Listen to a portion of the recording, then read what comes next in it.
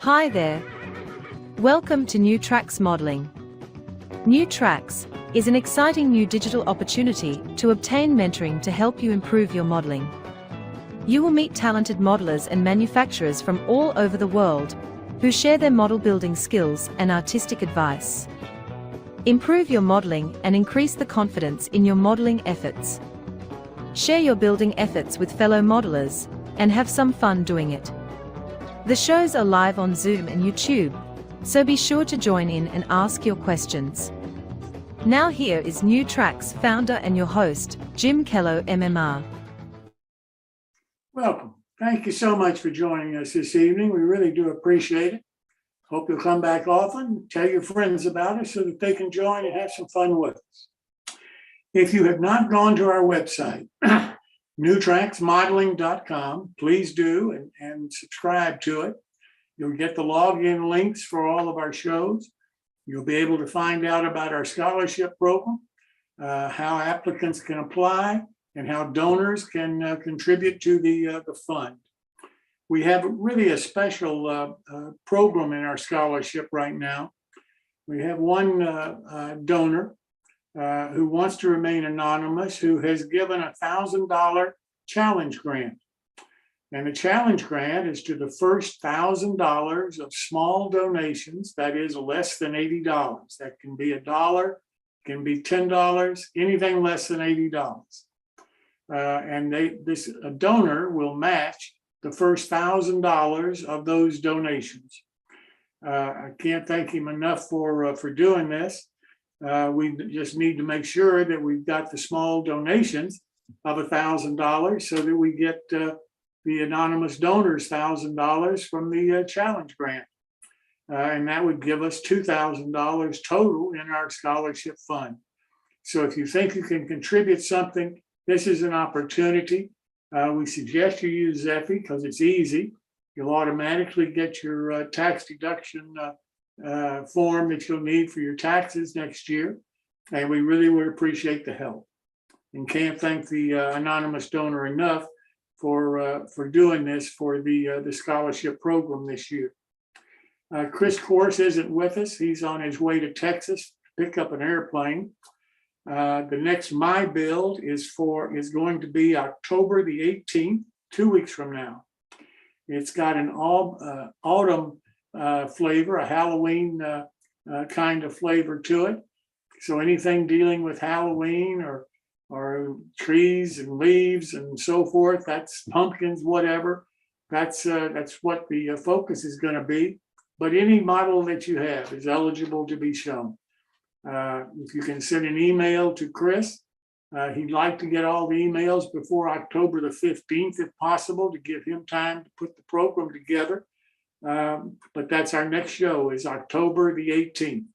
And we hope that you'll participate. We're getting some new people now participating in the My Bill. We're really happy about that.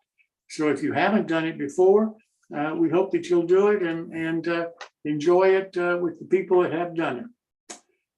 Well, now I'd like to start the show, and we've got a full show tonight, but I think you're really going to enjoy it. First person I'd like to introduce is Geare, MMR, who is building a Walters plastic kit, and when he's finished with it, it won't look like a plastic kit, I promise you. Gary, welcome, and thank you for being here. Thank you very much, Jim. Okay.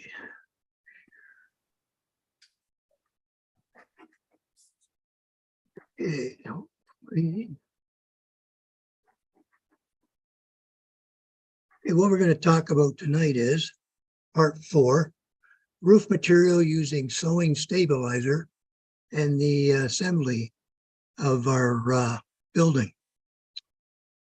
So what I've done, sewing stabilizer, this is something that when they're doing sewing, they put as a backing. And I came across as my wife and daughter are sewers, and they were throwing this stuff out. So I took it. It's a whitish fiber type material, a little bit of transparency to it. And I started to take a look at it and thought, hey, this is going to make great tar paper roofing.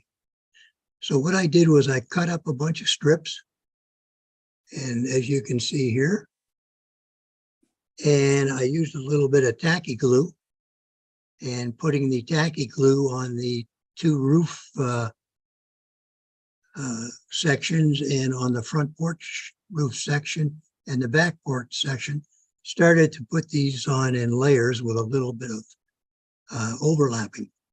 Using the tacky glue, it works fantastic. As you can see, the 4 sections are all done. They've been, when you're putting this on, overlap a little bit, and then take a nice pair of scissors and make a nice sharp edge near the end of the plastic. So this is the building, and this is how far we've come. The back porch roof is now on, and you can see the stabilizer that I put on the back porch roof. We've done a little, as I say, the assembly of the building itself. And this is the front porch roof is now on with that stabilizer. And then we've gone to showing the sides again with the that dark wash that we had put on the building. And what I've done is, as I've gone through this building and put the roofs on and that, I'm going to start to add, there's the top roof's been put on. Prior to putting the top roof on, I added the window shades in that and the glazing in the windows. Also, I used the tacky glue for putting the glazing on and the window curtains and the shades. So we now have the roof on. You can see the shades in the windows. And here, taking a look at the roof, a little cap put on the top of the stabilizer. Window shades show up very nicely. Now I took some of the pastels, dry pastels, and what I did with those was took out different colors, and I'm starting to use those on the porch roofs and the house roof, just to do a little bit of shading and roughing it up a little bit.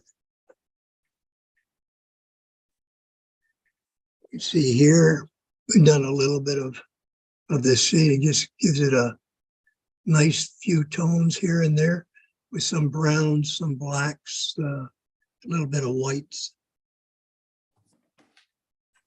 And same thing in here.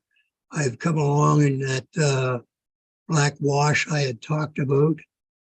It's on the building and added to the front porch and that, just to dirty things up a little bit. Now, if you notice here, pictures tell a wonderful story. If you look at this building, you can see this line right down here. What it is, this building separated, and I didn't notice it until I got the building together and took this photograph. So what I did is I went ahead, opened that up, and then reclosed it. So I've taken those pastels and worked pastels in certain areas. I work along the edges, a little bit of browns, and on the windows, a little bit of streaking. See here, same with all the windows. The steps, a little bit of, these were actually cut and made to look like they're well worn. And here you can see some of the streaks with the pastels. Buildings get a little bit of dirt near the bottom of rain's either splashing up and things are always washing down the sides. You can see some of the weathering throughout, streaking, same with along here. And this is another side. That's the browns, a little bit of streaking. And you can see the browns and other tones I put in on this roof area. Same with along the one side, a little bit of pastels up on here. And again, the front, the other side, same with the steps. They were cut to make them look like they'd been well used.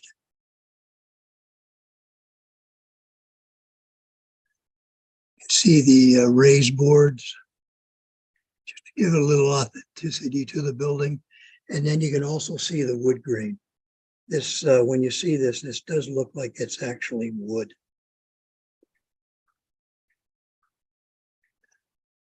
In the other view, along here, you can see the weathering. Shades in the windows.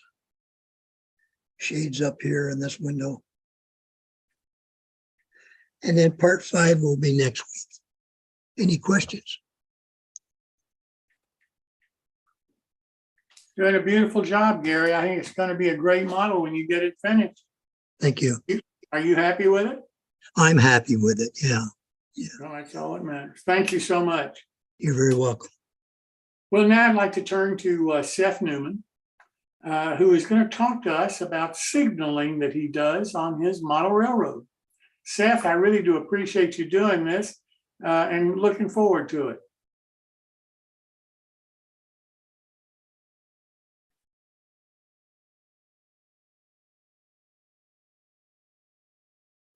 There we go. Better unmuted. And let's get up here. So I'm going to give a little discussion of signaling, some stuff I've done with my company. I've used a lot of these techniques on my layout. And these items that I'm talking about all kind of arose organically with my late business partner and I. We were working on a number of people's layouts, and as we we're doing signaling for other people, we came to some conclusions about what we like to work with ourselves, and develop some products to offer based on that. So real quickly, I've talked about model railroad control systems before, but we're all about,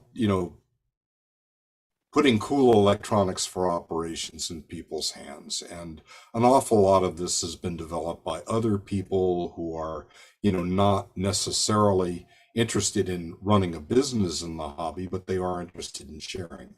So we put these products up, charge, just a minimal markup to cover the costs, and offer them to other modelers.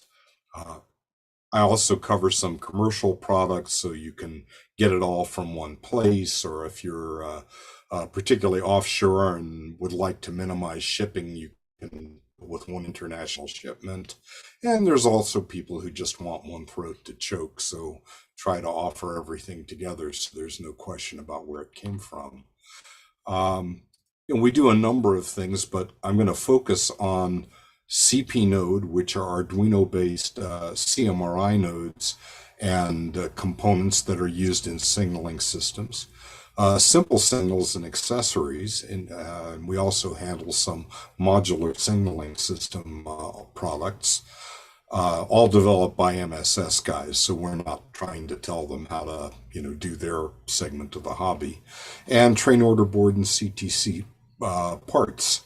We'll talk a little bit about switch motors, which we also do. And then there's a bunch of other stuff, and I'm always happy to talk to anybody about this offline. Jim's given us the opportunity to talk about that in the past, so I won't bore you by repeating it. But when we talk about signaling systems, there's kind of 3 different things that modelers generally want to do. One is automatic block signaling systems, and known as ABS, and it's fairly simple signaling that the railroads brought in around the turn of the 20th century, and it provides protection from collisions. Dispatchers are mostly there to protect you from running into opposing trains, but they don't really have much ability to prevent you from running into the guy ahead of you.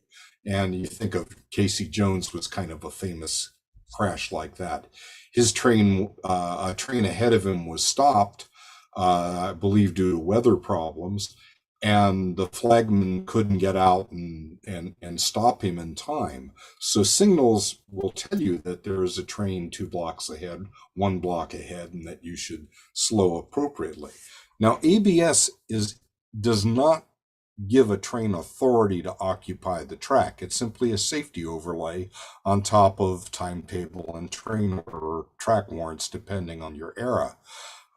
It's used on single track, and it can be used on double track with current of traffic, where you've got one-way signaling. And, a lot of your double track mains, particularly in the East, work this way.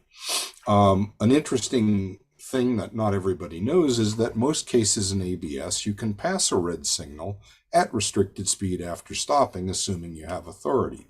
So if you had a run order, run extra from Alpha to Echo, and you come across a red signal at Charlie and you don't know why, after coming to a stop, you can proceed at restricted speed so that you could stop in half the distance to an obstruction. Full CTC is probably what most people think about when we're talking about signaling. It's Rule 261, which is basically interlocking rules. And really the way this is done is that each end of a CTC siding, and we'll cover this in a little more detail, is a very small interlocking plant where the signals are absolute. That means red means stop and stay, and you can't move unless you get a more favorable indication. Flashing red or yellow, you'll be restricting our approach in most cases. And of course, interlocking plants and towers and crossings are all part of that. And then the third thing is train order boards. So they're semaphores, but they don't actually control traffic. It's not a stop and go signal. It's a stop and pick up order or slow down and pick up an order on the fly signal. And you can't pass a red train order board without getting a clearance. So typically you'd get a new order and that would have a clearance with it. Or if you're stopped accidentally, the operator would give you what's called an operator's clearance so you can continue. Apparently, you weren't really supposed to do that. And if you read Josserand, who is kind of the rules book guy, you'll see that apparently people were doing this a lot, because he must say a dozen times, this is really bad practice, you shouldn't do it. And you wouldn't have to repeat that if people weren't doing it all the time. There is a hold order. Anyway, so let's talk about ABS. This is fairly common. You'll see here I have a train in the middle. Can you all see my cursor? Jim? I can't. Yes, I can. Okay, great. Yeah, okay. Super. All right. So I'll kind of use this as my little red laser pointer, right? And you can see here that the train has got signals on his right, and there's clear track ahead. He's got a green and a green. But immediately behind him, the signal goes to red, so you can't enter the block, at least without stopping and proceeding slowly behind him. And the block behind that has gone to approach, which means enter the block, prepared to stop at the next one. And behind that, there's a green. So that's your typical 3-aspect route signaling. It's your basic Western signaling. Now, you notice that the opposing track, it's not really double directional, because you could get to a situation where a second train was here facing a red, and you'd have 2 trains nose to nose with red, and somebody would have to back up. There were some enhancements later, but they're not modeled that often. Another interesting thing is, notice there is no entering signal at the siding. The siding is kind of out in the middle of the block, and you're free to enter that. So the crew knows, based on their track warrant or train order, that they have no authority to be on the main, or that they need to meet someone, and they just take the siding and $173 on realign behind them. The siding isn't detected. The dispatcher has no way of knowing if anybody's in there. But this works fairly well, and for light traffic lines, particularly if there's no passenger traffic, this is still very popular. So depending on your prototype, it's something to model. And if you like signals and you think they're cool, but you don't really need full CTC or your prototype didn't have it, this is a very neat thing to do. Modeling is pretty simple. Couple of approaches, simple hardware solutions. This is a little device a friend of mine named Dennis Drury developed, and as you can see, it's just a little circuit board, no computers to boot up or anything, and it looks at detectors and lights up signals appropriately. There's also the modular signaling system, which is obviously it comes from the modular community, and it basically does the same thing, a little different electrically under the covers, but it's the same kind of idea. Very simple signaling, plugs together with modular jacks. They have a non-prototypical aspect for handling diverging routes, which works very well for modular setups. So they've kind of modified the rules a little bit to meet their needs as modelers. And another approach is just to do it with an Arduino. So that's a little bit beyond the scope of this clinic. The other approach is to just do it with a computer, is just a very simple signaling system with computer control. I'd strongly suggest using JMRI, but there are things like Railroad and Company, proprietary layout control programs. And if you're using CMRI, Dr. Chubb wrote some excellent basic, and he actually has excellent books. And if you're seriously interested in getting into signaling, even if you don't want to use CMRI and you have no interest of doing it in the basic language, it's still worth reading, because the content, in terms of what the rules are and what you're trying to achieve, is very good. And the basic is very easy to understand. So even if you're going to code it in some more modern language, it's a good thing. So I have a dog in the fight here. I offer CMRI compatible nodes that mix and match with other CMRI. I think it's a nice solution. It's powerful enough to do what most modelers need, and fairly easy. But there are other layout control standards such as LocoNet, LCC. You can do it on DCC with things like NCE's AIU, which is an input board that can read detectors. And then there's an upcoming standard called MQTT, which is based on the Internet of Things, which is all your smart appliances and stuff. And guess what? A model railroad looks an awful lot like a home automation system. So the benefit is that this stuff is, widely used, inexpensive, and getting cheaper by the day. So that's always nice for us. Okay, so let's talk a little bit about CTC. As I mentioned, the ends are little interlocking plants, and you can see this is your classic triad that you've undoubtedly seen out rail fanning, where there's an entering signal with two heads. The top one regulates movement onto the main, the bottom one into the siding, and then there's a leaving signal on the main and on the siding. And the little charts below are just telling you how many lines of I/O or bits you need to control each end. And guess what? It works out that each end is about 16, which is a nice power of 2 and very easy to handle. We used that form factor because our idea, Chuck and I, was that we didn't like crawling around under the layout very much. So we wanted all of our signals and motors and detectors to be able to connect to something close. And we built a node that was small enough and cheap enough that you could afford to drop one off at each end of each siding. Dick Bronson with RR Circuits, who does LocoNet compatible and LCC compatible nodes, uses a similar approach. So this is a very good way to simplify your wiring. Let's see, modeling it.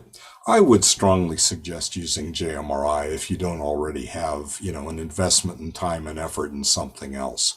Dr. Chubb wrote some very nice basic for that could be used with CMRI, and it does give you an awful lot of control, but GMRI is now mature enough that any of its tools, control panel editor, layout designer, or CATs, will do most of the things most people want to do. And, again, you can contact me offline if you have specific questions about that. Hardware for communication, we kind of talked about this above. There's several different ways to do it. And in all but the most extreme cases, any of them will work fine, and anybody who's reasonably familiar with what they want to do can get JMRI and any of these control systems to work pretty well.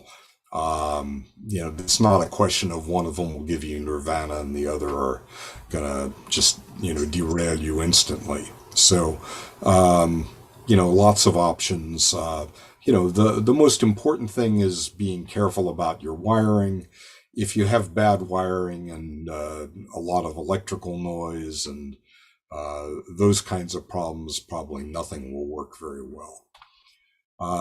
So what's in a signaling system? The signals and the signal controllers, detection, current detectors for block occupancy, optical detection for point detection, switch motors and controllers, control panels, and connection points, what I referred to earlier as the node.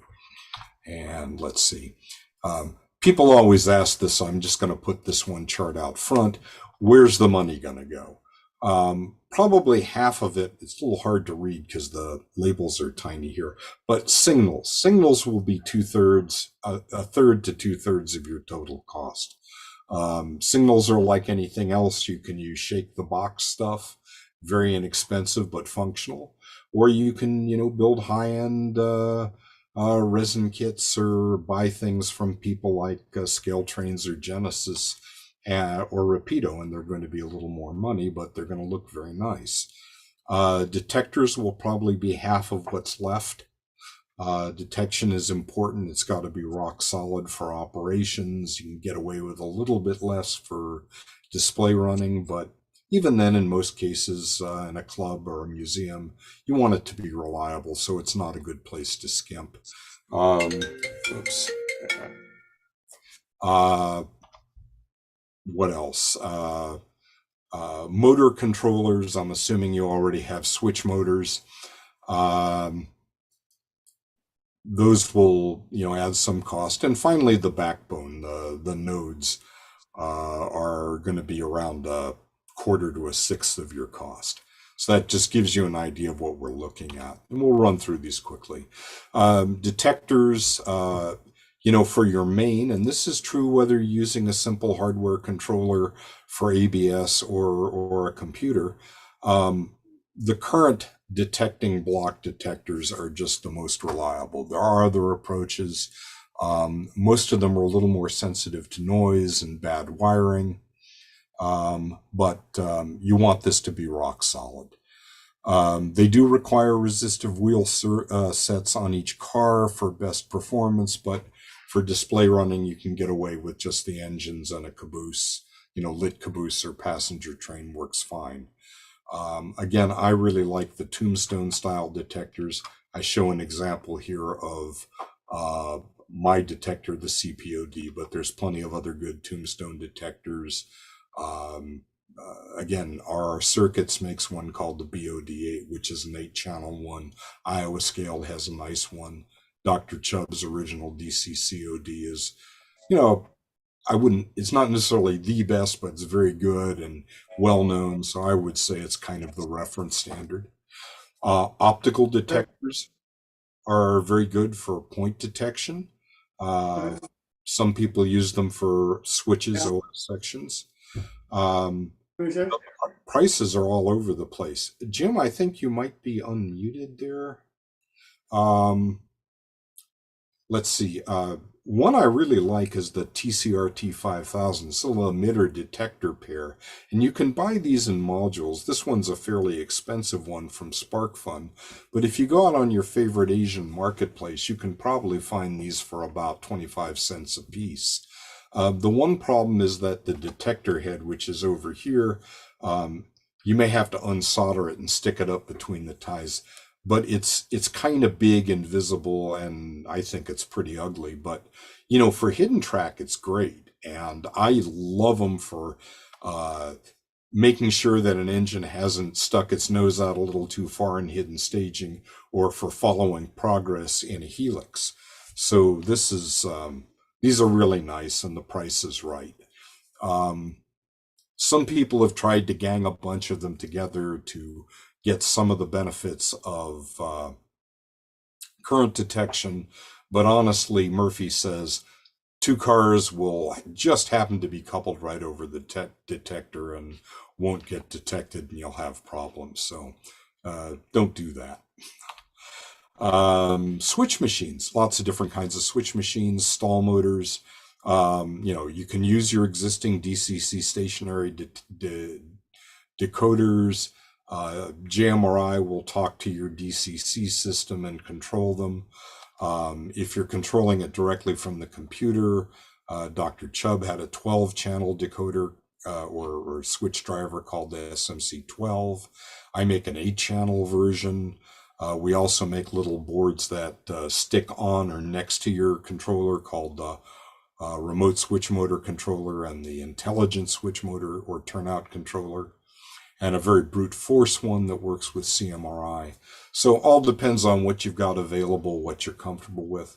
Servos are very popular. Generally, they need a little Arduino to control them. I have the MP motors. Those can be controlled with the RSMC or the ITC, or just a little Arduino relay, which are incredibly cheap. You can get these in 1, 2, 4, 8, and 16 channels, and at the high end, they're well under $1 a piece.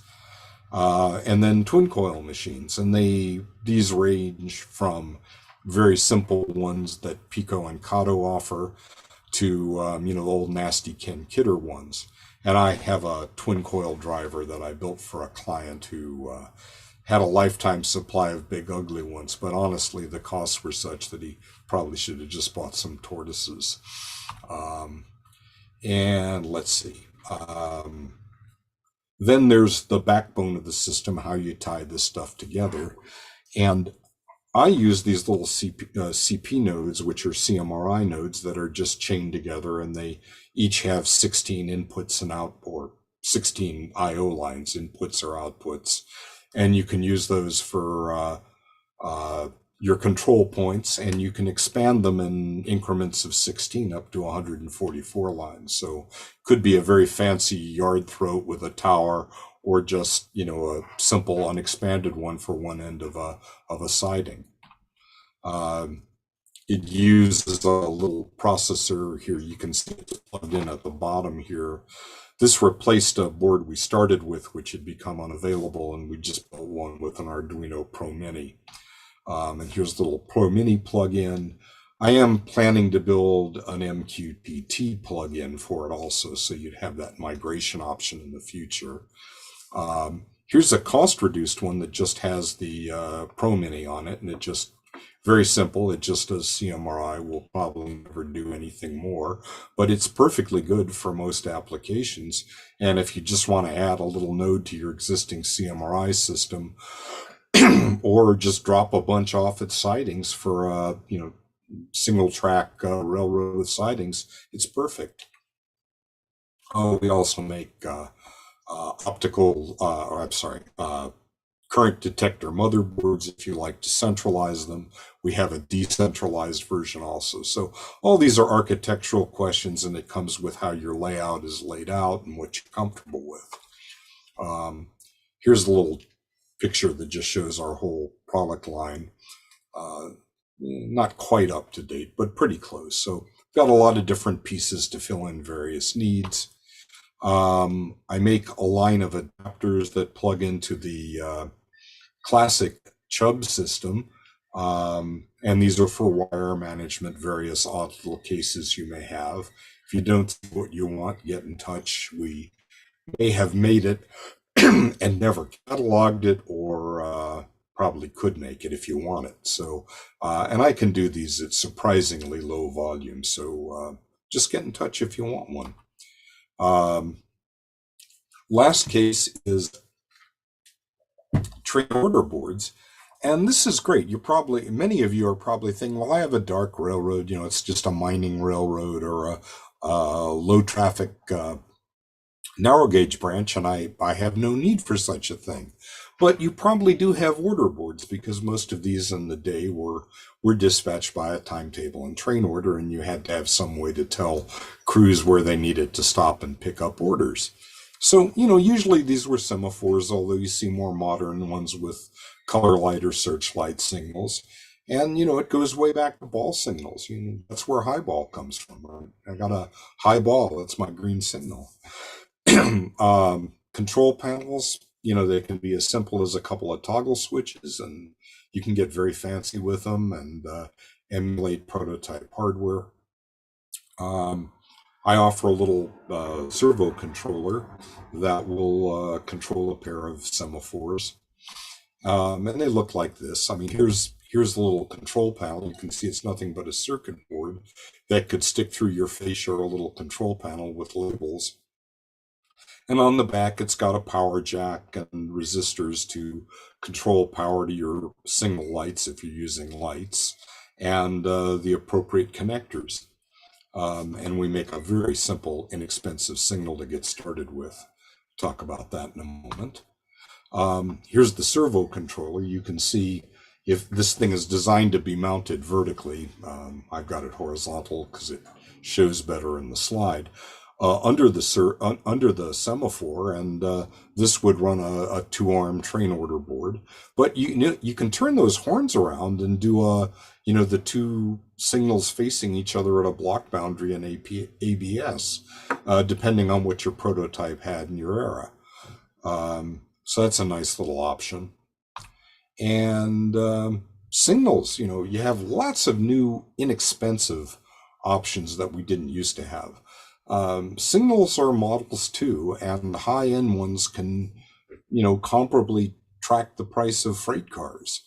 So if you've got, Baltimore and Ohio color position lights, those can get up there for good ones. But, and that's where the signals could dominate the cost of the system. For low-end ones, we offer these little starter kits. They're just PC boards with LEDs on them. And these are great for signal repeaters. They're great for experimenting. They're great for putting up on a layout under construction. You don't mind if scenery gets all over a $2 signal like this that you can just snap another one off the panel and replace, but you wouldn't want to wreck a $30, $40 signal. We have a new supplier on eBay who I've really gotten to like. He's called We Honest. It sounds like a joke, a little Chinese guy calls himself David. We Honest Signals. But he makes a low end. They're a little crude, but they do look like a signal, and they're between $5 and $9 depending on how many heads, and maybe a little more with a cantilever bridge. And he offers these things. And then he makes a higher end one that's very fine, has very nice detail. It's not quite accurate for Union Switch and Signal or GRS, but it's pretty close.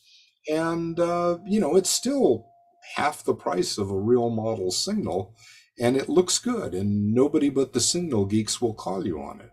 So, and he's very helpful. So I would suggest browsing the We Honest store on eBay and seeing if David will make you what you want.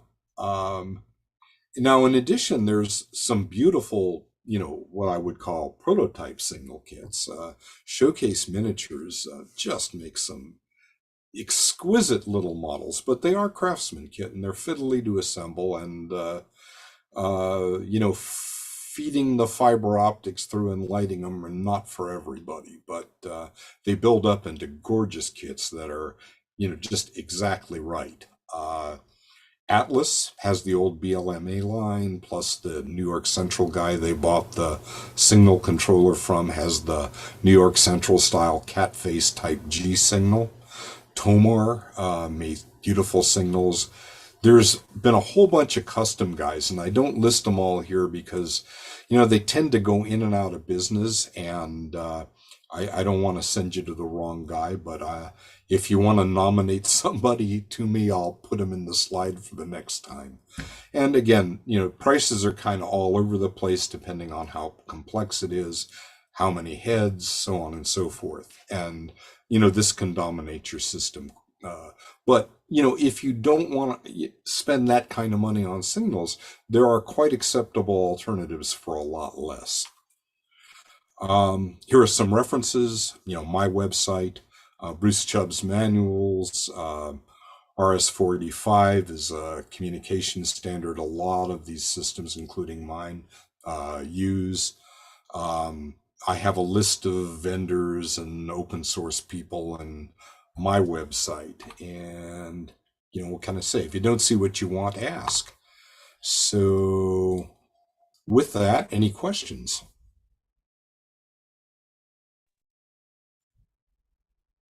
Have I put everyone to sleep?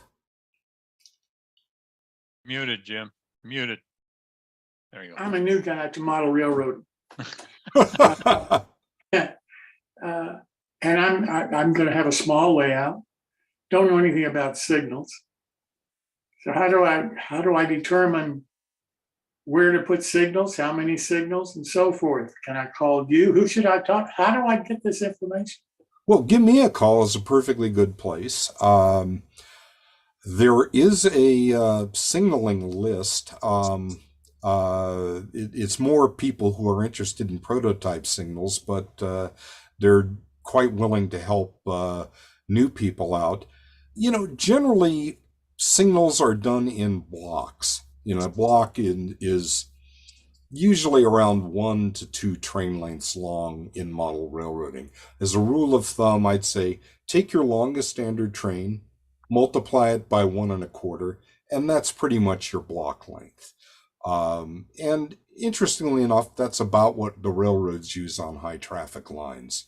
So if they're running 2-mile long trains, the block will be 2 to 3 miles. If it's a low traffic line, they might stretch them out a little bit just because there's not that much traffic for them to meet, but that generally works. And if you're just doing ABS, then the question is, where are the sidings? And you just try to arrange the siding so that the block is towards one end of the siding, and then you'll allow a block or two between sidings, rinse and repeat. And for, I don't know, 10 or 12-foot train, then that says I'll have a 15-foot block. I have a 15-foot long town with the siding, 15 to 30 feet between towns, so a block or two, and then the next town and so on. And that's pretty simple, and that would be, up to a medium traffic railroad, a real railroad that was running more than 20 or 30 trains a day. You'd start to see them moving towards either double track if it was an older railroad and already had the double track, or CTC. And then the siding length is kind of a question of how many places do you want to meet. But realistically, a model railroad that's fairly long and designed for mainline running and dispatching, someone like Tony Custer or Bill Darnaby would have 6 sidings that were, a full train length long, typically 2 train lengths between them. And for a 20-foot train, that works out to about 60 feet per town, or 1 square mile. And those guys would have 7 or 8, 6 towns plus an extra block at each end. And that would be a pretty good size railroad. That, gives you an idea of the scale. Does that help? Yeah, it does. Let me ask you this question. I just don't have that kind of space. I got a fairly small space. Yeah. I'm thinking about maybe a shelf switching line along one of my walls in a bedroom, that kind of thing. Do I need signals? You might not. You might not at all. And that's kind of the beauty of a train order board. You might be running a low traffic branch in the transition era, and all you'd really want is a train order semaphore in front of the depot at the town you go in to switch. You might also build a little interlocking tower where it's crossing another line, and then you'd have some signals controlling that crossing, but the traffic is simulated, or maybe just a little bit of traffic because that crossing is going to end up in the aisle. So those are some ways if you want to use signals to provide a little more railroady flavor, or to add some interest to operations without having to go to the whole length of signaling the whole railroad. Gotcha. Thank you so much. Anybody else have any more questions for Seth? Yeah, Seth, this is Phil at home. So one of the things that kind of I think people who got to look at signaling don't understand is there's a pretty significant cost structure when you do a siding. So if you do a siding with 2 turnouts, you have 3 signal towers at each siding, right? 2 for each direction, coming in, and 1 on the other side. So, it's kind of, it'd be interesting to walk through it and kind of understand. So something like that, by the time you get done, how much do you have into it? Not including the track work, what you think of as the traditional track work, the DCC, all of that's done. To add signaling in for those 2 sidings, what are 2 switches in the sidings? What would you typically be looking at? Well, assuming you've already got switch motors on the main, Right. Probably around 200, maybe Okay. 30 with the motors, depending on what style of motor you want and so forth. But yeah, I think that's a fair number. So you could say 1 sound equipped locomotive, I could do a siding. Right. Yep. But so it's probably, if you took your turnouts on your main line and figure somewhere around $100 a turnout is what it's going to cost to do CTC with signaling and signal towers, etc. Yeah, 100, 150. Again, there's, Right. depending on exactly what you want to include, but something in that range, yes. And that's why cheap people do narrow gauge. Well, Sorry, Seth. I'm just teasing. yeah, and then you can take all that money you saved on signaling and buy Blackstone locomotives. So. Right, exactly. No, I'm teasing. It's just No, you're absolutely right. anyway, I thought it was funny, but it is I've come to the conclusion there's a lot of expense there. There's a lot of pieces that add up by the time you get done with, the detectors, the input output circuitry that you need. The computer itself and monitors actually not a big expense. No, but then you add on the because- signal towers and yeah, et cetera, it adds up. you do, and that's what makes things like My Simple Signals, Digitrax as something similar. You can do it for less. It doesn't look great, but then you can go out and use somebody like We Honest, and now all of a sudden you have something that doesn't look embarrassing that won't break the bank. Cool. And so we're very blessed to live in this era. That's true. Anybody else have any questions for Seth? Seth, thank you so much for coming back and talking to us about the signaling. I really do appreciate it. Well, you're welcome. Glad to be here, and thanks for the opportunity to share. Yes, sir. Thank you so much. Well, Geoff Jordan was supposed to be here with us tonight and starting to build a styrene model. Geoff's problem is technology. His internet went out. So Geoff isn't with us this evening. So I'd like now to turn to Tom Farrell for his weekly scratch building segment on his layout. Tom, welcome. Thank you for the introduction, Jim, and thank you for having me again. This evening, I have something a little unusual.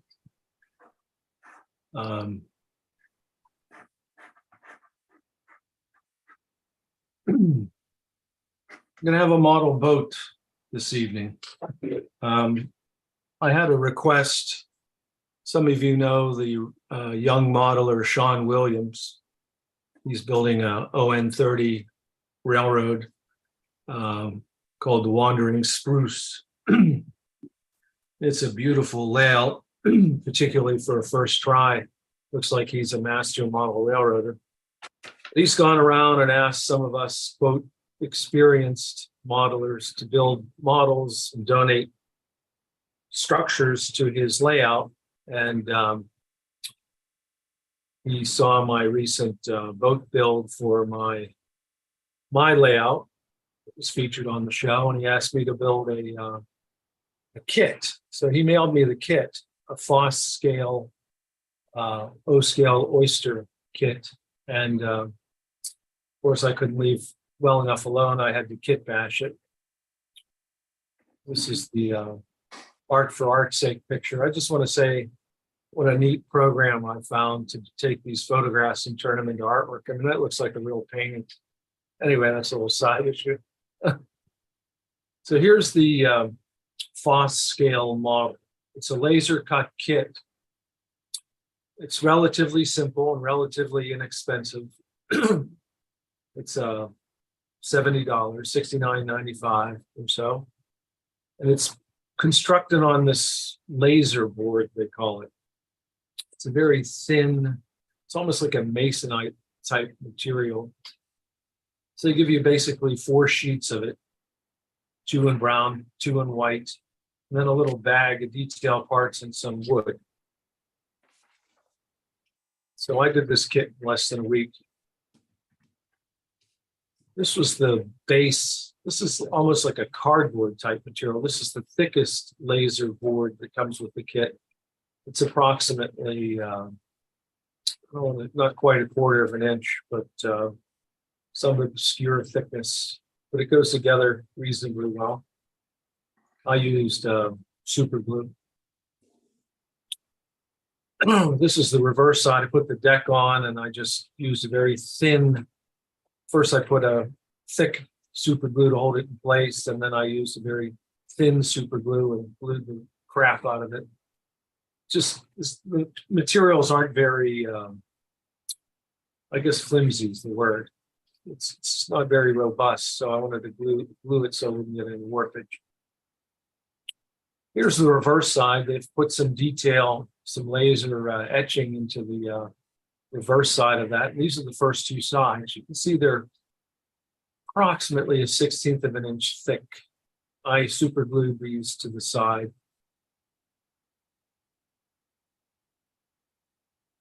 Next up, I put the front and rear pieces in the same way, and then these structural supports, which are really a nice little detail. They have this curvature to them, and they've got this penetration.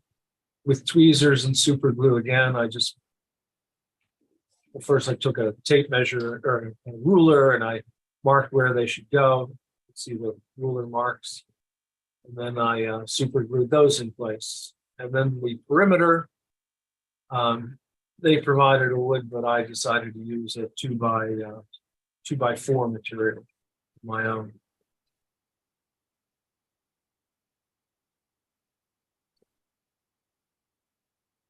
This is a material or a spray that I've used before to make rust on a model. It's called American Accents Natural Rust. It's a 2-part process. You have a spray bomb. This is a very bright orange, enamel of some kind. And then there's this acrylic accent, which is like a purplish rust. I just want to say, if you can find this stuff, you just can't miss simulating rust with this material. This is the base coat. So with the spray can, I sprayed everything orange, let it dry overnight. This is the base color. I went in all directions. And there's what I do is I take a sponge, a very fine sponge, and I sponge on that acrylic material.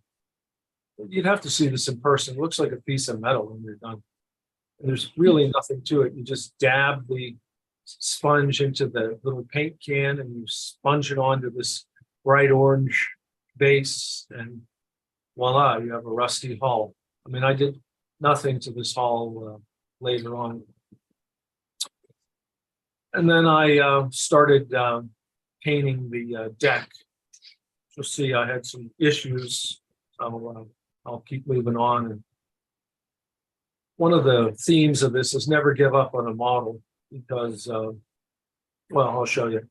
So this is the wheelhouse. It's made out of extremely thin, probably a 32nd of an inch laser board. They have some, supposed to simulate wood. They don't provide this bracing. I just use a very fine 1/8 inch material to brace it. Otherwise, if you just glued the corners, I mean, it's all warped and everything. I guess you get, it's a very inexpensive kit. You can make it into, I made it into a very nice model, but I made a lot of additions to it. This is the wheelhouse. These are base colors. So it's got the uglies right now, but yeah, I put it together. I've sanded everything flush, painted everything a base green. I placed this onto the model just to have a look at it, and the colors just weren't working for me. This thing has the uglies. My mission for Sean Williams was to make him a museum quality model, and it just wasn't happening with this color scheme. So I'll show you the additions. This is when I decided to start kit bashing the model. So the first thing I wanted to do was get that wheelhouse the right color. So I took that green and I painted a white over it. And then using a couple different rust colors, I came up with this very weathered wheelhouse. This is a very nice effect. Just by dry brushing. It's a dry brush technique. So you don't want too much paint on your brush, and you dab your brush into the paint, wipe it on a paper towel or a rag or a piece of paper, and then you apply it to the model. It's a layering process. It's almost as if you're creating a painting with depth, one color on top of another. This is their little engine cowling. This has some nice detail, laser cut detail on it. Again, they don't provide this wood. I don't know how they expect you to, if you just glue this 32nd of an inch material together, it's quite flimsy. I suppose it'd be okay, but I just braced the crap out of it. Next up was that deck that I wasn't happy with. So what I did is I took these inexpensive, I got these from Hobby Lobby. They're just a package of sticks, basically, very cheap. And with my graining tool, it's on a little X-Acto knife, I grained the material. Then using these three colors from Hunter line, blue gray, tie brown, and grayish, which is gray and brown, as I learned from somebody on the show here. And then with my chopper, I chop them up with three different colors into 8-foot pieces, which are 2 inches long in O scale. And then I glued them to the deck. And you can see this wheelhouse sort of jumped ahead here, but I trimmed this wheelhouse out in, that's a 2x6. Those are 2x4s, or I'm sorry, 1x6, 1x2 scale lumber. These are 2x4s going around this. The model's starting to come together. I painted the inside black. You can see that's still drying. Put a little guy in there. Now that it's starting to shape up, and one of the messages this evening is don't give up on your model. I had that atrocious color early on for the deck, and that green, and it just looked like it just wasn't happening. You'll see as this model really develops, it just turns into a neat little model. I decided to add these castings here. They were too large, so this one had a third drawer. I cut it off with a razor saw. This was too long too. I cut it with a razor saw, and then I began painting it. I just reached for different colors off my paint supply and just paint them all random colors. They're not weathered at this point. This is just how they're looking. So there's a close-up. So I just picked yellow, blue, green.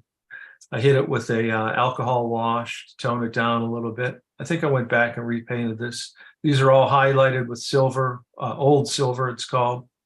This is still not finished. There's still, this has to be touched up here.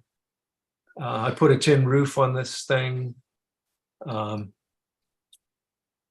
a little side view.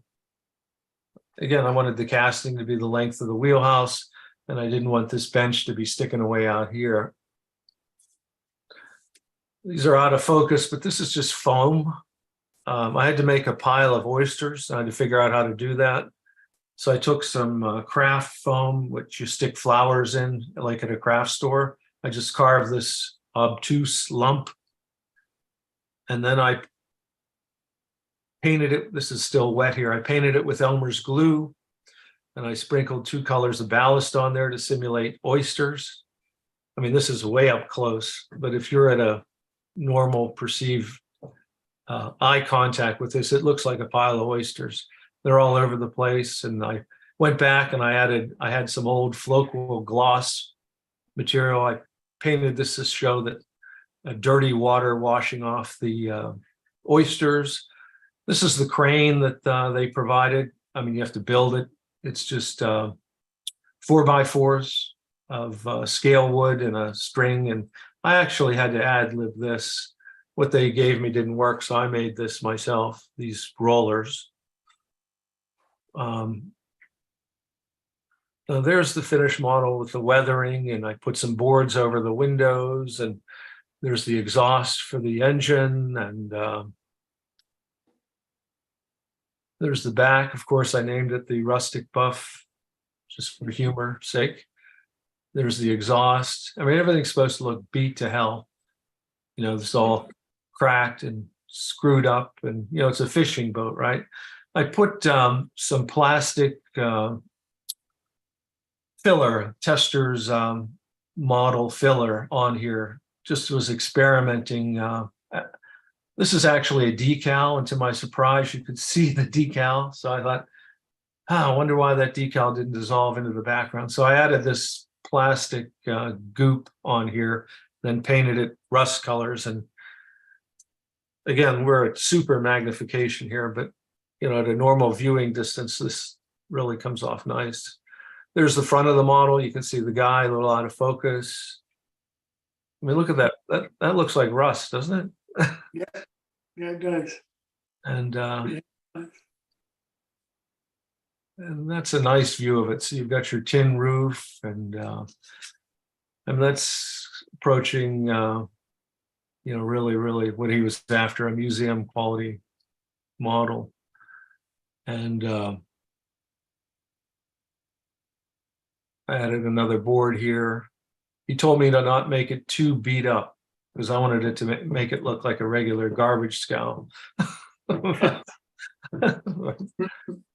There it is. I placed it on my Salt Creek River Basin section of my model, the Shantytown section, just to see what it would look like. There you can see the highlights. I took a white dry brush and highlighted the bench, highlighted these tools. I put in this garbage can and a lid, and this white, you know, this thing's in salt water. So the idea was everything should be salt encrusted, was the scheme here. And there it is in my module, or my section of my layout. And to be truthful, I like this model so much that I scratch built one myself, and I'll feature that next week. It's the one I scratch built. It's about 90% done. It's basically just like this, more or less. And I'll feature that in next week's program. But I thought this just just looked outstanding in my my little waterfront. And right after this photograph, I wrapped it and carefully packaged it. And I sent it to Sean out in California. So I live in Indiana. And it arrived intact. He said, boy, you pack them as well as you build them. And this is where it's going to, I mean, this is all unfinished, but this is where it's going to go on his layout. There's his oyster shanty. There's his dock. There's my boat, his boat now. And it's nice. He's going to put up, Al Judy contributed a model. I contributed a model. I'm not sure how many people have, but it's a neat concept to get these, quote, infamous modelers within ON30 to make contributions to Sean Williams' Wandering Spruce, which is a gorgeous layout. This guy, you'd think he's been modeling way beyond his years. And that's it for this evening. Any questions? You know, I could see that coming as you were talking about it. I didn't want to give it up. I just knew you were going to build number 2. I did, and it's after the show, I'll the after hours, I'll show everybody it. But I'm going to feature it next week. Hey, Tom, this is Bob Geldmacher. What's the name of the program that you use to simulate the drawing? You want me to give away my secret? Yes, I do. I'll have to check my applications here. Let me think. It's called, let me look here. Pick Sketch, PIC capital SKETCH. Pick Sketch. Of course, I use a Mac, so. And that American accent rust really looks interesting. I have a couple of old moguls that I really want to rust up and put in a on a sidetrack, and that might be just the thing that I need. So thanks for that. Yeah, it would be perfect for that. It would. It's a great. You can't fail with it. It's just does a spectacular job. Yeah, great. Thanks. All right. Anybody else have any questions for Tom? Next week will be a scratch built version of the same, more or less the same thing. All right. I can't wait to see it. That's great. All right. Thanks. Thanks so much, Tom. Mm-hmm. Well, now I want to turn to Steve Sherrill. Steve is not going to talk about what do you want to talk about tonight. Steve is going to talk about battery power. And he's going to be doing this for a few weeks because we had some people request that he do this because they want to find out about battery power and how can you do it simply? I mean, don't get it too complicated for me. Just can you tell me how I can kind of get started and dip my toe in that water? And Steve has graciously decided he's going to do that. One of the things that we're pleased about, and this comes up in 2 weeks, is a company called LocoFi, LOCO capital FI, is going to be on one of the guests that Steve has on the 18th of October, 2 weeks from now. And the company is offering, on top of everything else that they do, they're going to offer an additional 15% off for 2 days. The day they're on the show, the 18th, and the next day, the 19th. And there's a special code that you would have to use on those, only on those 2 days, that's shown here on this slide, in order to order and get a 15% discount on top of the other discounts that they're already offering to the general public. They've been on the show before. They've changed and added some features to their LocoFi. And from my understanding, it would be perfect to be incorporated into a battery power kind of operation. So I appreciate the company coming on the show. If there are other companies out there that would like to come on the show while Steve is doing this and be one of his guests, please let Steve know or let me know so that we can get you scheduled. And we would hope that you would do something special like Loco-Fi has done to try to encourage people to really consider battery power.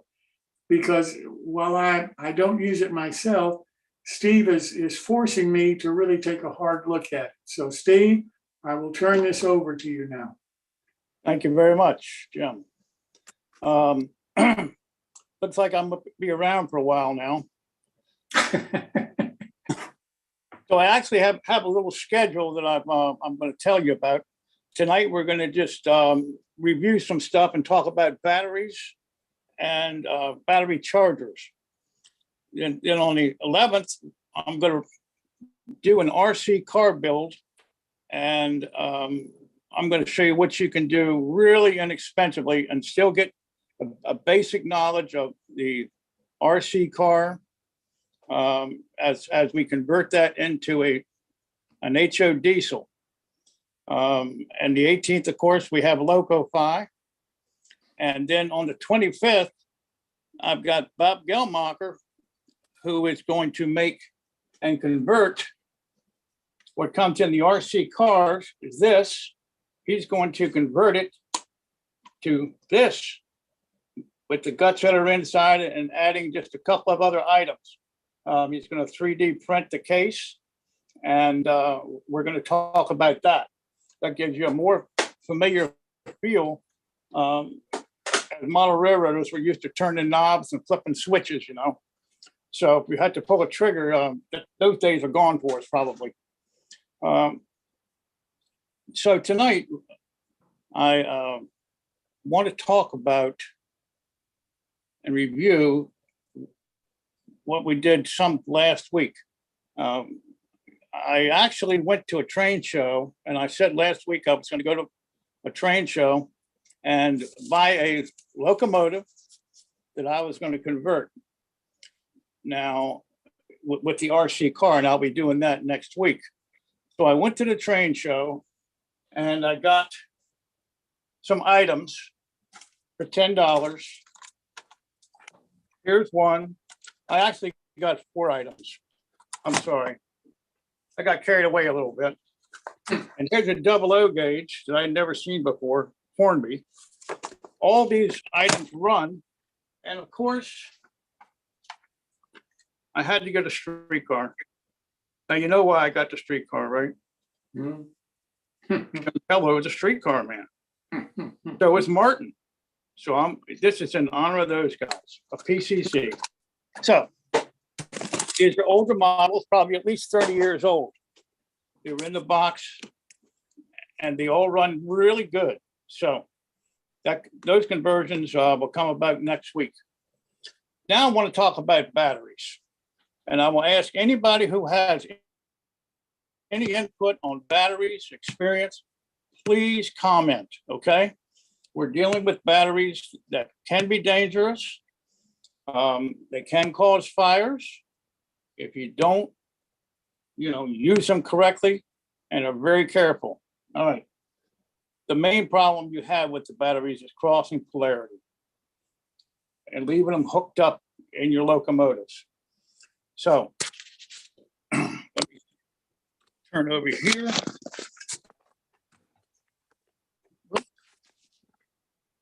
So I'm just going to show you a couple of batteries that I have out here. Here's my battery charger.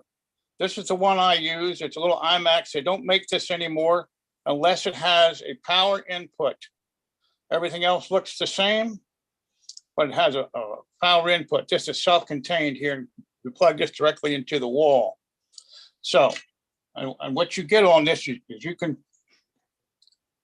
do, to see where it says LiPo battery, you can put a battery that's LiPo. You can put nickel metal.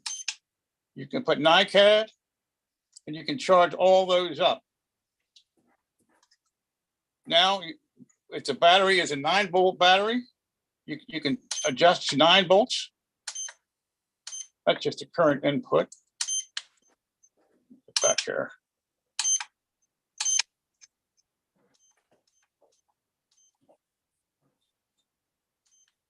Okay, so this one right now is set for 3.7 volts, which are these little guys right here And this is what we'll be using for the RC cars, because the boards that make them go will only handle 3.7 volts.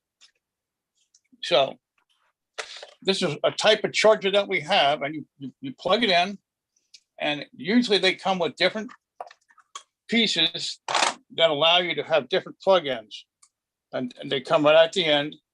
And this particular one, I've modified so it goes into certain ends that look like this.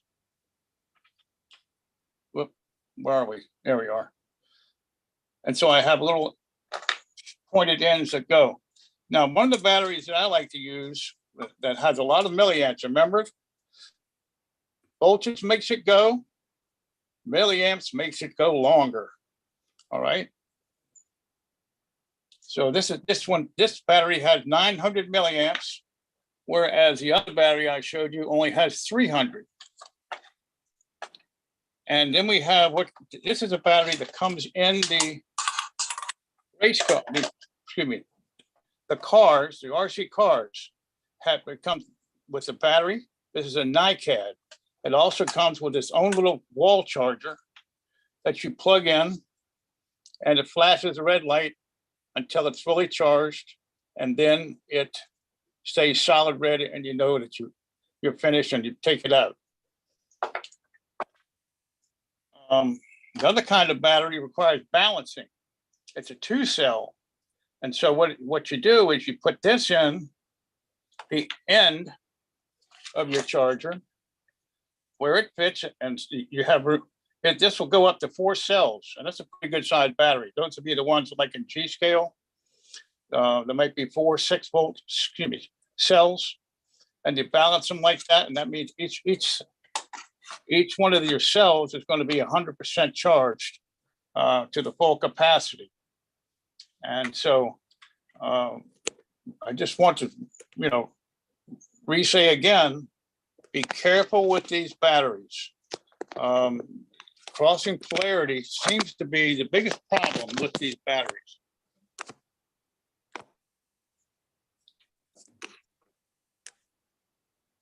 So the race car we're going to be using is this. Okay. Now, when you take it apart, you're going to have 27 little bolts to take apart, and you're going to take it all apart, and it's going to expose the receiver, which looks kind of like this. This is one of them. It'll be a little bit bigger than this. This is off a different car. But you also get some extra parts that you can use.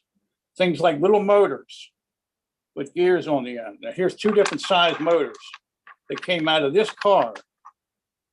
Again, these are all things you might be able to use in the future doing something. So don't discard these parts. It's also got a lighting circuit in it. And what I do is I take all that stuff out, put them back together, take this to a train show and give it to a kid standing around, it looks like he's bored. So, Steve, how much does the car kit cost? I'm afraid to tell you, after seeing the signal system, $15. It's a complete car. So Okay. let me understand this. Okay. Are you telling me that I can get a diesel on battery power for $15? Yes. Yes, I am. Okay. You have to realize this is like buying a Yugo. It's not a Mercedes. This is very, very basic stuff. If you had a really small layout, or you want to use this as some kind of a locomotive that you want to test your track, you're hand laying some track, you come to a turnout, you want to see if it's, in the right gauge, if it works, if it throws good, use this. You're not going to wire it up for, X number of weeks probably. And this will certainly give you the opportunity to see how it will run. I've got 6 or 7 of these things on here, and they all run good. Now I only run three car trains, and I've got a 3% grade. Some of these locomotives are geared different, so you have to really watch your speed with some of these. Some of these are the old style, went 150 miles an hour, but once you put smaller batteries in with less voltage, you can control some of that. I can make them just crawl, and I'm going to show you that next week. Like I say, I've got one I took from the train show. It's a Yugoslavian engine, and I've already kind of modified it so it looks like an ON30 engine. I actually did one. This is the same one I'm going to show. Are we getting that? No, all I'm getting is you, John. No, I can't see it. So can you see it? no. Move it over some. There. Okay. And so that is an ON30 modified. I put a cab on, lights, made a stack, put the air there you go. Yep. The air tank, and it's all self-contained. I charge it out of a port in the front. This is not an RC car conversion. This was a Del tank conversion, but I've got some of those. The RC car will have a battery car, and that battery car will probably be, it will be a Carroll County Scenics 5-board gun. I'm going to put it in, and all the components go in that.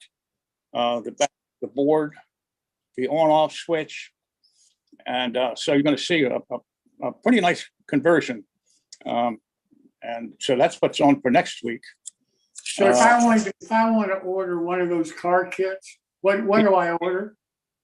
Well, I go on eBay and I look for one like a 132nd, 2.4 gigahertz. Right now they're $25, but the guy said make an offer, so I offered him $15 and got 3 of them. So it's everything's negotiable. Let's say I go into a Hobby Lobby or something like that downtown. What do I try to buy? You try to buy a ticket to get out of there because you're not going to get it for that price. Okay. They're just not going to do it. eBay has the lowest prices for this, and usually you want to buy everything that you don't have to pay postage. So I got these 3 for $45 and didn't have to pay any postage at all, and they came all at one time. Jim, this is Bob Geldmacher. I went into a Hobbytown USA to the area where they have all the remote control things, and I started asking the salesman about receivers and things like that, and you can push that cost up to $100 without even a blink. So what Steve is talking about with the RC cars is by far the cheapest way to go. And a good source could very well be a yard sale where, maybe a family or kids have outgrown using it and they want to get rid of it. And these are 1/32nd scale cars. Is that right? Well, yeah, those are ones that I can lay my hands on that look exactly like these. They don't make, evidently I bought so many that they don't have them anymore. And so the next size up was $25 more. I will say one thing for the company that I got this from on eBay. I got one and it didn't work. And I put on eBay, hey, this thing didn't work. The guy sent me another one without any charge, replaced it. So, I thought that was very nice. They could have bought it and, said the heck with me. But I know, Keith Stamper, are you on here? Yeah, I am, Steve. It's Keith. How are you? I'm doing fine, Keith. Look, I know you have some conversion engines with battery. Could you comment on a system you're using? Yes.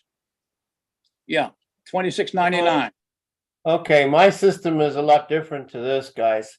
I'm using the CVP Airwire system. For anybody that might be interested in the latest railroad model Craftsman, I have a full 6-page article on how to convert a locomotive to power on board. Whoa. Go out and buy your RMC. This is Wow. mine's a little different. I'm running the CVP Airwire system. I'm using DCC decoder, Tsunami 2200s, and it's very different to what you're offering here, Steve, because anybody wanting to convert a locomotive has to buy, besides the decoder, they've got to buy the CVP Airwire system, and that's very expensive. Yes, but Let me qualify very expensive. You're looking at $150 for the radio receiver, and you've also got to buy the little reed switch circuit board, which is about $20, and then of course a battery. And I'm buying batteries right now from our friend in New Jersey. You know who I'm talking about? Old Iron Designs, Geoff Ringley. yeah, I buy from him, but I've been in this since 2014. I've been doing my whole layout's battery powered. There's no wiring under my layout, and so it's very different to this. What you've come up with here is a great idea for somebody wanting to get into battery power at a low cost solution and get going. My solution. We're going back to the Yugo and the Mercedes Benz. I'm already driving the Lamborghini.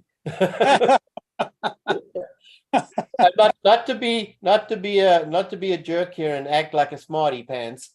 When I got into this, I'm an ON3 modeler, and I model like Bill and Mary used to do. I model Colorado and Southern, so my logo is all brass, and I went ahead and put this stuff in. yeah. Anyway, that's pretty much my comment. You have a different situation there. You are powering a lot of weight, and weight takes power. And then I know you have operating sessions, so you need, probably 3 or 4 hours guaranteed that you're going to get an operation out of a locomotive. I'm getting over an hour out of what I'm doing, and I'm very basic. This is just an introduction here, folks. You can get and build a layout with this if you want, but it doesn't have sound. It's got its limitations. Once you start putting a lot of lights and things like that, you're going to take runtime away. It's not going to allow you to run heavy locomotives. It's very, very basic. This is the entrance. When you go Loco-fied next week, or 2 weeks rather, you're going to see another grade, a step up, where they offer things like steam sound and operating on a phone and this kind of thing. These are all options that are available to you. Many of us have gone through DCC power, then DCC power. This is a new way of operating your equipment. I certainly, Keith, have you run into any problems with batteries as far as, any problems at all? I mean, crossing polarity seems to be the biggest problem that I've encountered. But if you do it, when you're charging in the charger, you can't even hook it up. It'll automatically say, wrong polarity. So a good charger will do that and give you that protection. So, these things are nothing to fool around with. Steve, I'm using the same charger as you. Are you? Yeah. Oh yeah. Yeah. I have the exact same charger. As I say, if you look at the RMC article I've just written, there's a picture of that charger in the magazine. What I've found is this: I converted my first loco in 2014, and I use 800 milliamp hour batteries that I used to get them from Tenergy through Pete Steinmetz. Yeah. And as I said, I buy them through Geoff Ringley, though. Anyway. Yeah. We have one of the things I want to make here, a point I make here is the batteries I use have a control circuit board on them. Right. They don't allow you to overcharge them or over discharge them. So in other words, I was running a train this afternoon, and my locos will run for about 4 hours on a charge. When we have an op session here, they guys run the wheels off the trains, and they run pretty heavy trains too. And we get about 4 hours. Yeah. But I've got my charge plug inside the water hatch. So I pull my engines up alongside my roundhouse, and then I charge them one at a time, and then I put them back in the roundhouse. It's absolutely critical. It's like a car. You got to maintain the battery. If you don't maintain the battery, Yes. like let it sit for 6 months, you'll find that charger will not charge the battery. It'll give you an error message. And then you have to fool around and change the settings on the charger and try and bump it to get it to charge, which is a little bit scary. I don't like to do things like that. So I regularly recharge all my locomotives on a periodic basis, whether I run them or not. Yes, yes. I know, these cell phone batteries that I've got, they've been taken out of cell phones, obviously. And that when you go to charge them now for me to use them, they say low voltage. And the process of bumping them up, you have to be very careful. Very careful. If you switch the charger from LiPo to nickel hydrate, you can actually charge them for about a minute, and then you switch them back to LiPo, and that'll kind of shock the battery back to life. But Yeah. you got to be careful with that. Do not leave them unattended. You're really asking for a big. What I do is I use 10 increments at a time until I can get it up to almost 2 volts. All these batteries have a point where they will not charge anymore. You get nothing. And most of them are 2 volts. So if you can shock them until you see 2 volts on the screen, you're in good shape. When I charge my locos, I'm not going to interrupt you again, but let me just finish this. When I charge my locos, I set my charger to 0.4 amps, 400 milliamps or 0.4. And I normally take 2 hours to charge a locomotive.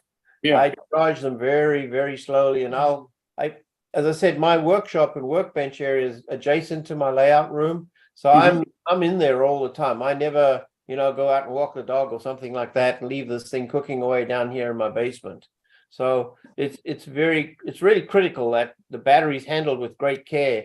And one of the things guys need to remember is these guys that race these radio controlled cars, they charge them at very high current at very fast charge because they want to recharge a battery in 10-20 minutes. And that's dangerous. I would never do that down here. Yeah, I put mine on 2. So it's almost a trickle charge, Exactly, trickle charge.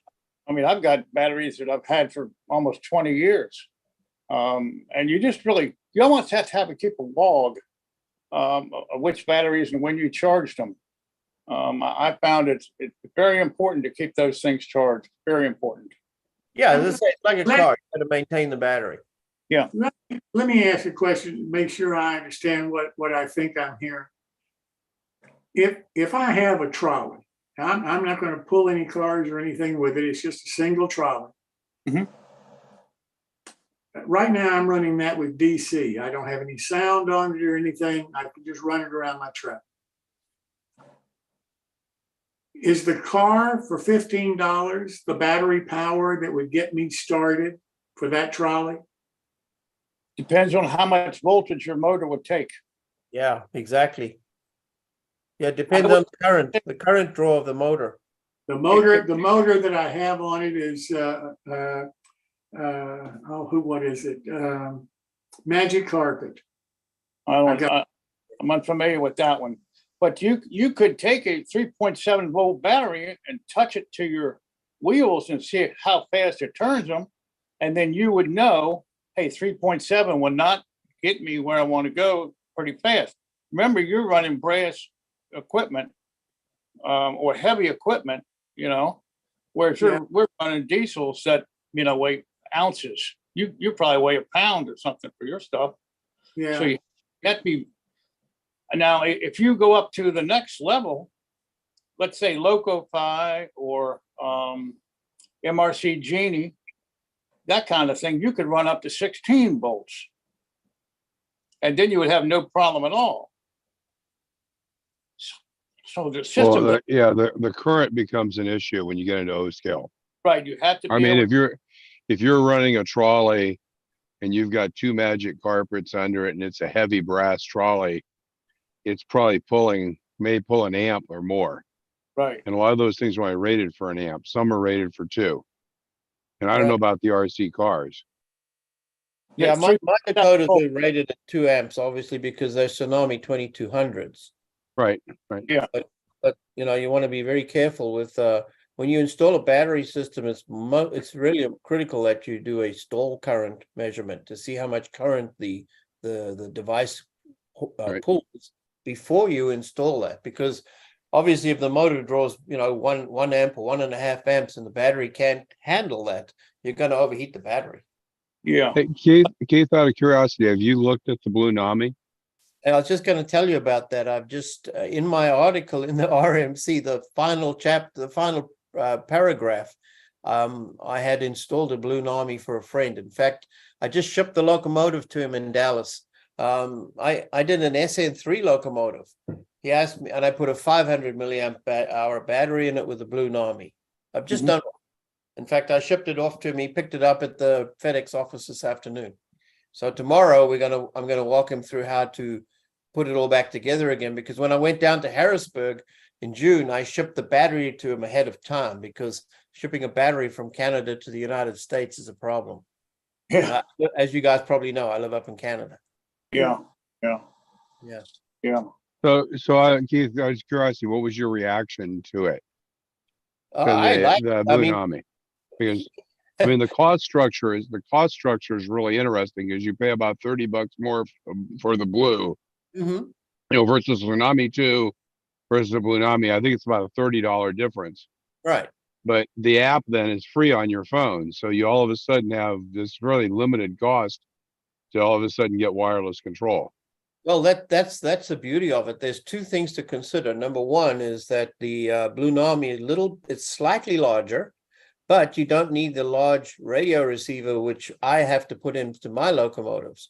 At the moment, I've got to install this $150 device, which I buy from CVP, which is the radio receiver, plus then you've still also got to buy a throttle. My throttles are $170 a piece. So, you know, you're getting up there to $300 by the time you get done.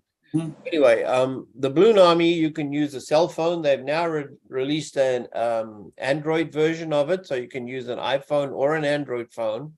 You can use the Blue Nami decoder, and then just a battery and that reed switch I mentioned earlier. It's just a tiny circuit board. It costs about $18.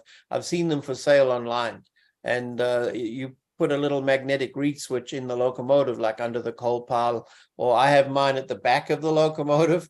Just one caveat to that: if you do have magnets to uncouple your cars, make sure the little reed switch is not too low in the tender, because I couldn't understand why my locos were stalling all the time and thinking, what the heck's going on here? And it was the locomotive running over the magnet under the track, which would shut the locomotive off. Yeah. Gentlemen, That I was have a not question. a good thing. Yo, It's Pat Rivard here. Do you use track power to charge them batteries once they ever run on that system? who you asking, Pat? Keith? Are you asking Keith? Either No. one of you. I don't. I have Oh. a separate charge port because mine system doesn't allow for that. But I have heard a lot of people use that system. I just wondered if you had No, you can- experienced it. The Stanton system works like that. You Okay. charge through the wheels. Yeah. No, I have to charge my loco separately. All mine have a separate port on them, which Yeah. in the water hatch.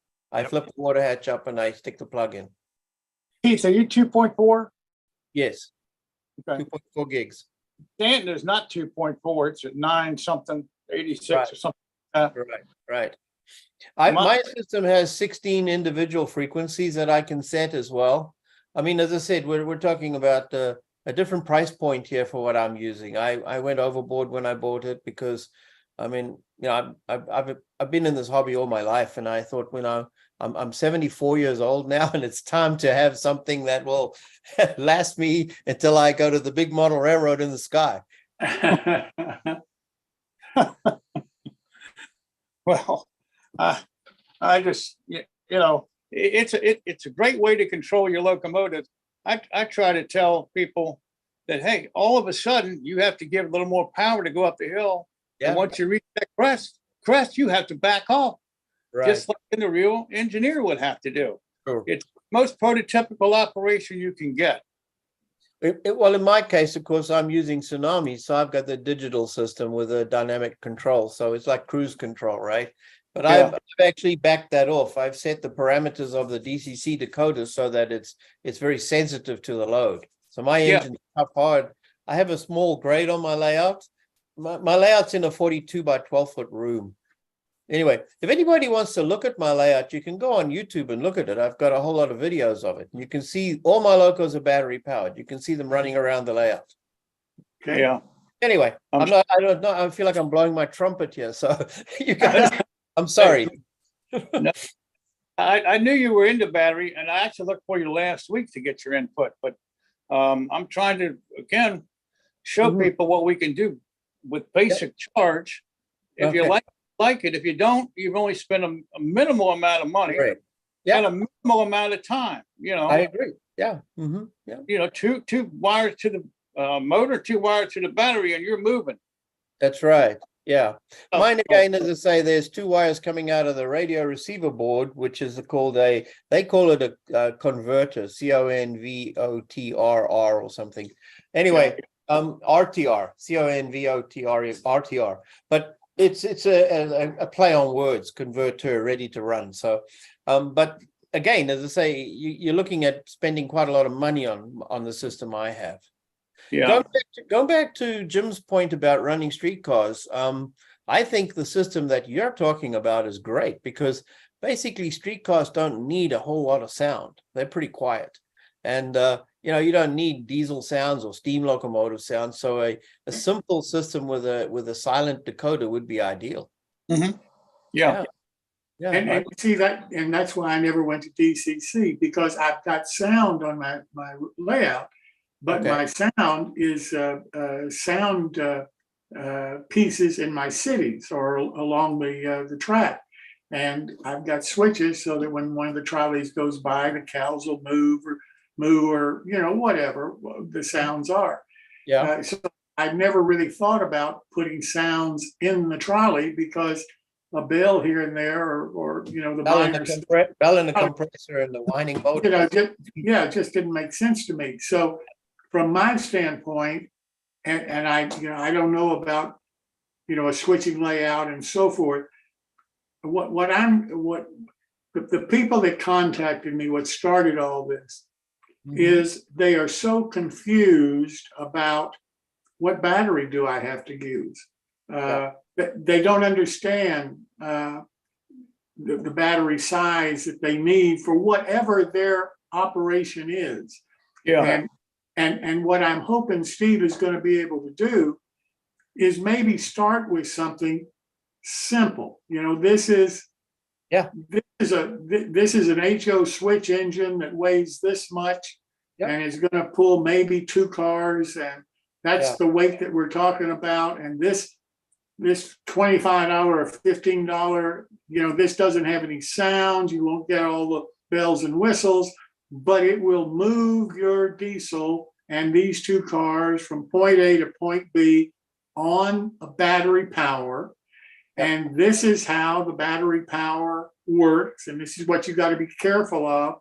Now, if you want to go from that step up higher with battery power, then you got to do this and this and this and this. And because so many people are confused because they've heard people say, this is what I have in battery power. And it sounds like we're talking about thousands of dollars to convert to battery power. So it's something that they throw their hands up with and say, yeah, I'm out of there.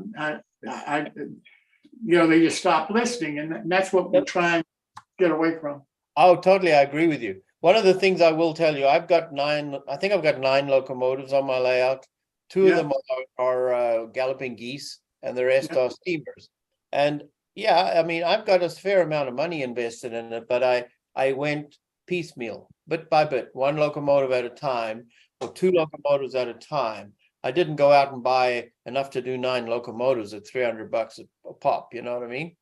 I don't want to drop $2,700 on all this stuff to start off with. But when I moved to the house I'm living in now, I started a brand new layout, which is the one I mentioned on YouTube there.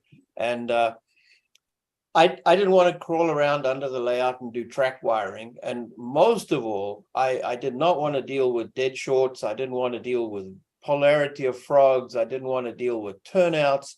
All this stuff goes away. You don't have it. All I have under my layout are the tortoise switch machines, and I have 2 wires running around the layout, which is a power bus. And then I just have double pole, double throw switches mounted in my fascia. So my entire layout is wired like that.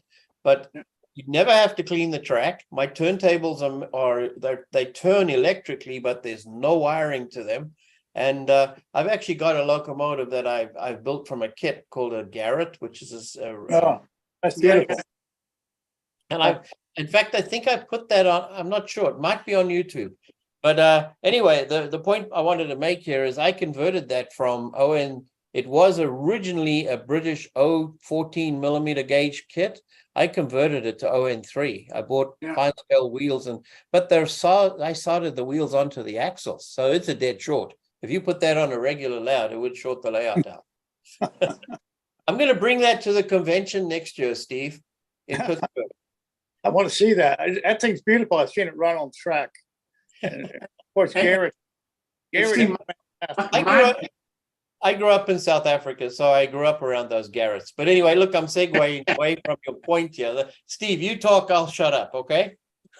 I'd like to listen to you. You know, thank you. One of the things that in the old days of model railroading, when they reviewed an engine, they would tell you what the stall voltage was. Yes. If you remember that in model railroad, and so you knew. Now, of course, you don't. I guess you don't know unless you find out for yourself. But one of those diesels that I bought actually has on the instructions 1/3 of an amp is what it drove. Can I just say one quick thing? It's not stall voltage; it's stall current. You see, current, current is the amount of energy drawn, and voltage is the amount of pressure. Okay, that people get confused by that. It's stall current. Yeah. I misread that. It said amp, so. I'm not trying to be a smart ass here. I'm sorry. I'm just trying to make it clear. No. Yeah, so that's from my standpoint, my motivation is I don't want to have to clean the track. You don't. Never ever. I've never cleaned my track. You know, that's why battery power has appealed to me. Because right now I pull power not from my track, but also from my overhead wire. Yeah. So I'm tired of cleaning all that stuff. So I thought somebody said, well, with battery power, you don't have that problem. So if battery power is a reasonable alternative for me, then it makes all the sense in the world because I've eliminated track cleaning and wire cleaning. I just want to say something. I've got a friend sitting next to me here visiting me from South Africa who is an avid model railroader.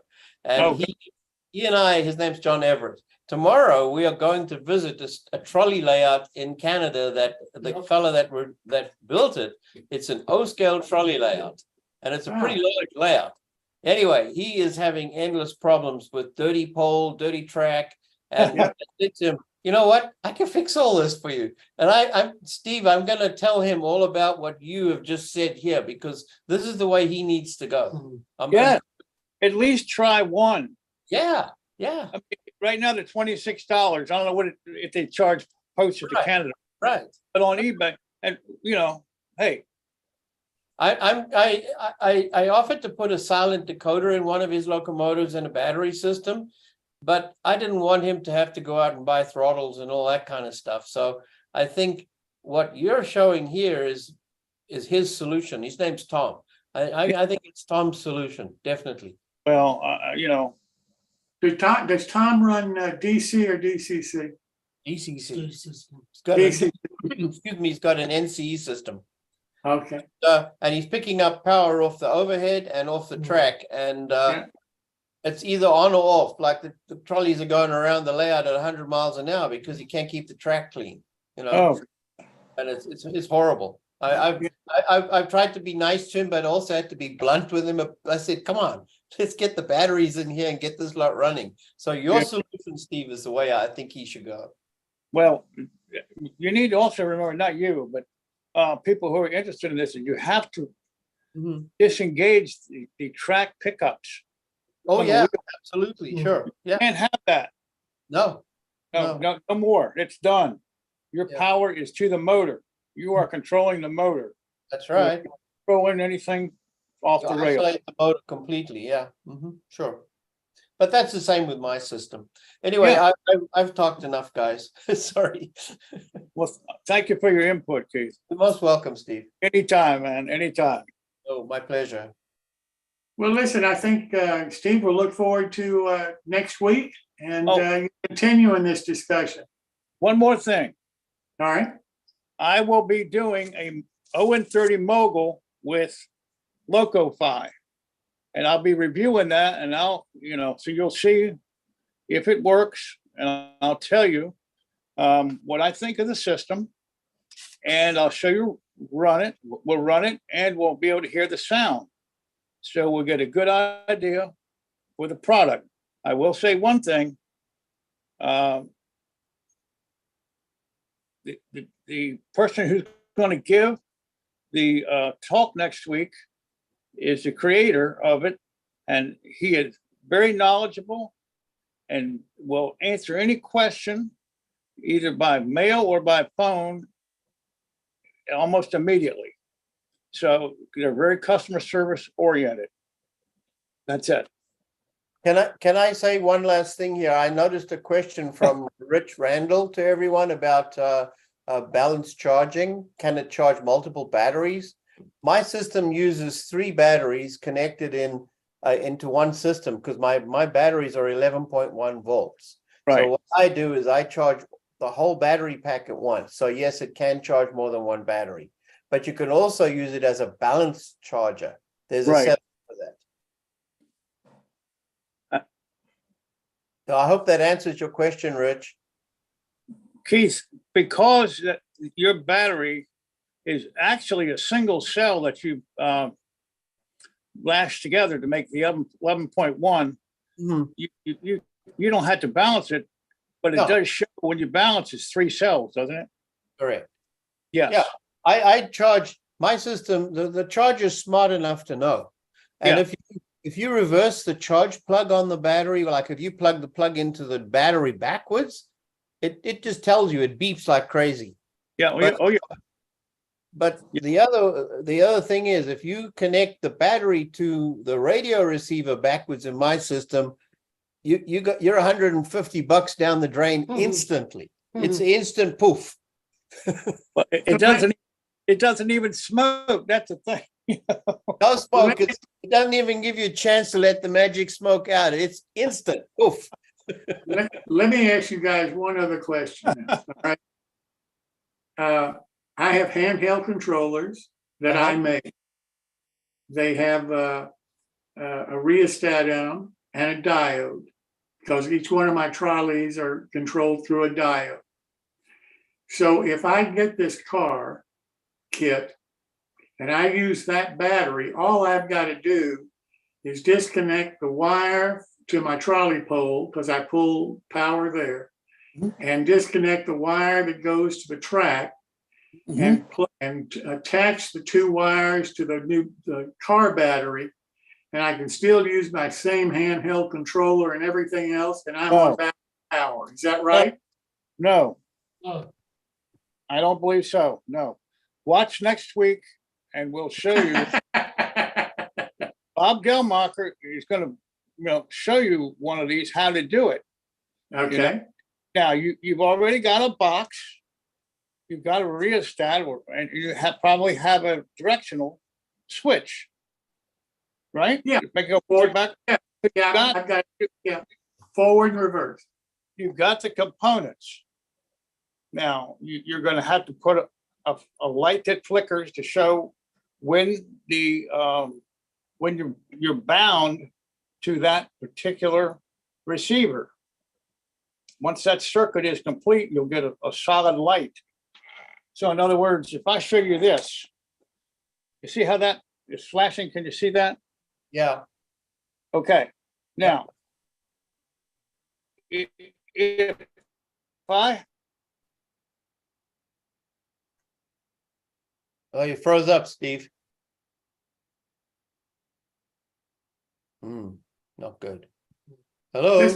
This is probably a stupid question, but what do I need the light for? There's something going on here. I think, Steve, I think it's frozen up. Yeah, he has. The light is merely to tell you that the system's on and it's functioning. It's sending out a signal. It's just a I got you. I got you. Okay. But I get the same results if I just turn my throttle on and the trolley moves, right? Correct. Yeah. So, what do I need the light for? Well, Because that's I nice. keep my things as simple as possible. Well, I modified my tsunami settings as well so that the locomotive engineers have to use the brake when they run the locomotive. If you don't, you can open the throttle, and if you don't apply the brake, it won't stop. It'll just keep drifting. But that's again going over the top for something else. It's nothing to do with battery power, but it's just the way I've configured my throttles. Right. Yeah. Right. But yeah, the light just tells you that there's something going on. Well, listen, let's continue this discussion next week then with when Steve gets back to us, because I think he's frozen up and gone for the evening, as his internet sometimes does. Probably hasn't paid his electricity bill. No, he's there, but now he's Hi muted. there, Larry. It's Larry. Steve is muted. Oh, how are you, Larry? no, I'm fine, thanks. Okay. no wonder Keith talks so much. I was muted. Hey, Steve, you know me on Off the Beaten Track. I'm the guy that talks all the time. Yeah. Oh, God. It's embarrassing. I have so many things I want to say, and it just all comes out. So I'm sorry. Well, All right, so back. We're done, I think, Jim. I think All right, so I'm done anyway. we'll continue this next week. Steve, thank you so much. We really appreciate it tonight. all right. Great discussion, guys. Thank you. Yep, and like I say, please come back, because we're going to continue this until we all understand what on earth battery power is all about. But Go get your RMC, and you can read my epistle. All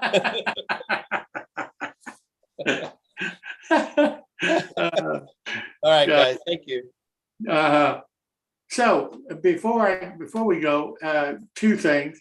One, which segment tonight did you enjoy the most? If you send me an email and let me know, it helps us understand, what you like and so forth. My email is jimkello@newtracksmodeling.com. And if you'll just drop me a line and tell me which one of the segments that we did tonight you really enjoyed, I would have certainly appreciated it. So now, Phil, if we can, let's go for our caboose for the evening.